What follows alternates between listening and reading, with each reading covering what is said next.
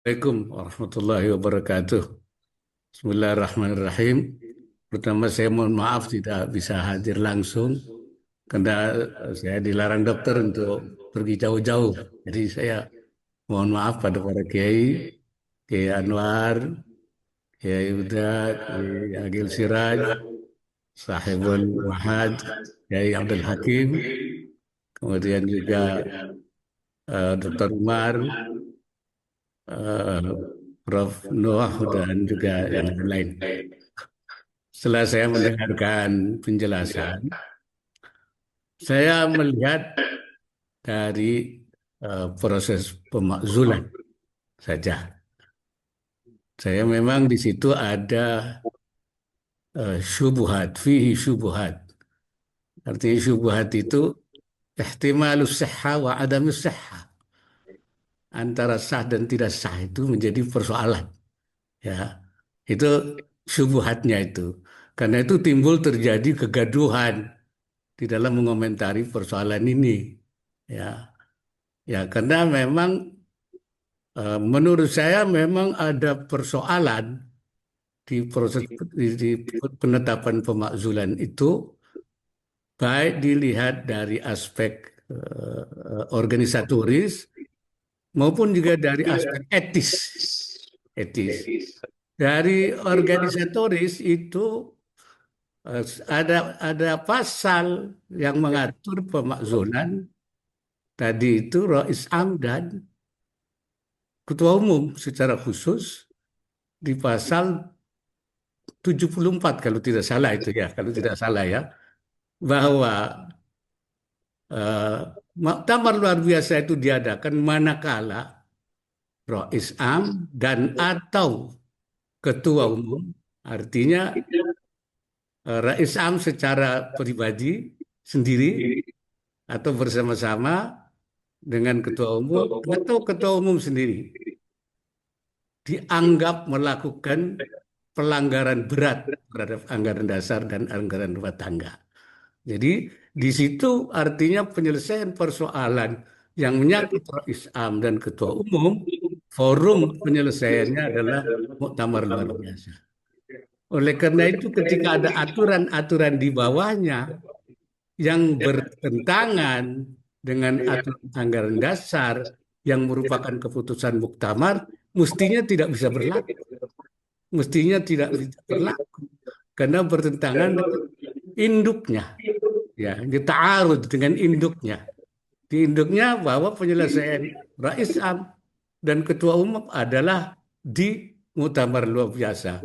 Di sini tadi ada perpu-perpu itu dilakukan di pleno bahkan rapat syuriah. Nah, itu saya kira ada ta'arud. Maka mestinya yang di bawah itu kalah. Jadi menurut saya ada persoalan administratif, ada organisatoris yang menimbulkan timbulnya. Oleh karena itu saya kira masalah menurut saya. Nah, ini di satu sisi ya secara organisatoris bermasalah dan bermasalah secara etis. Yang saya maksud secara etis itu masalah NU itu sudah dipersempit pada pengurus, bahkan pada pengurus Suriah. Ya, padahal masalah NU itu kalau hal-hal yang bersifat rutin, pelaksanaan program, apa itu, saya kira itu memang pengurus. Tapi kalau sudah masalah yang menimbulkan akibat besar, ke dalam maupun keluar, itu tidak bisa diselesaikan oleh sekedar pengurus. NU adalah lebih besar dari pengurus. Karena itu, Hadratus Syekh Hasyim Asy'ari sendiri, kalau mengambil hal-hal yang penting dan yang mempunyai dampak luas, itu selalu mendengar para masyayikh. Beliau selalu mendengarkan misalnya pendapat dari Syekhana Khalil dulu, minta pendapat dulu, ya. Karena beliau dianggap, kata istilah Syekh Nawawi itu, Syekhun Basir, ya, seorang guru yang waskito.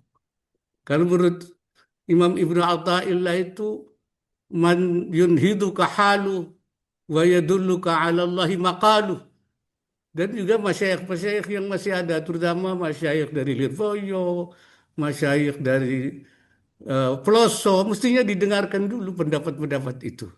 Dan itu saya kira tradisi NU. Tradisi NU itu begitu. Itu adalah khittah menurut saya. Khittah itu menurut saya adalah ma'alaihil muassisun min aqwalihim wa af'alihim wa harakatihim wa afkarihim wa takriratihim, yaitu ya itu saya kira itu khittah NU itu.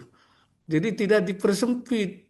Kemudian dia mengambil langkah-langkah, akhirnya ketika terjadi dampak semua merasakan dampaknya itu.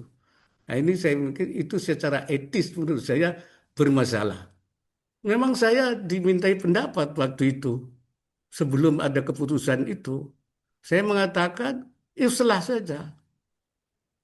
Kalau islah tidak bisa, kalau tidak bisa islah, ya muktamar saja menyelesaikan. Kalau ada pelanggaran berat, ya muktamar.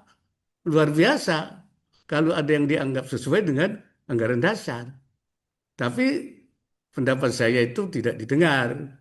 Karena mungkin saya bukan Syekhin Basir, atau mungkin pendapat saya itu mimma la tahwa anfusuk, ya. Jadi mereka memang tidak sesuai dengan apa yang mereka inginkan. Jadi ya, seperti itu. Oleh karena itu ya sekarang terjadi apa yang terjadi itu. Yang kita sayangkan, yang kita prihatinkan semuanya itu. Karena itu sesuai dengan keputusan di pelosok, sebaiknya kita kembali kepada islah saja. Kalau tidak islah, ya sesudah itu baru muktamar. Nah, muktamar ini bisa kalau muktamar ba'dal islah, nanti muktamar biasa itu. Artinya nggak ada masalah karena sudah islah. Tapi kalau tidak ada islah, ya muktamarnya luar biasa. Nanti kita selesaikan di situ. Kalau ketua umum melakukan pelanggaran berat, ya kita selesaikan. Ya, nanti memang pelanggaran berat, forumnya di muktamar luar biasa. Tapi kalau Rais Am dianggap juga melakukan pelanggaran berat, ya juga terhadap anggaran dasar. Ya, siapa yang melakukan pelanggaran berat sesuai dengan fungsi muktamar luar biasa, ya kita akan selesaikan di situ. Dan setelah itu tidak lagi masalah. Ya, artinya wa ba'da dzalik wassalam, selesai semuanya. Jangan sampai ini berlarut-larut. Kalau berlarut-larut, ini saya khawatir akan panjang masalah yang tidak selesai. Jadi itu pendapat saya. Saya kira itu saja. Assalamualaikum warahmatullahi wabarakatuh.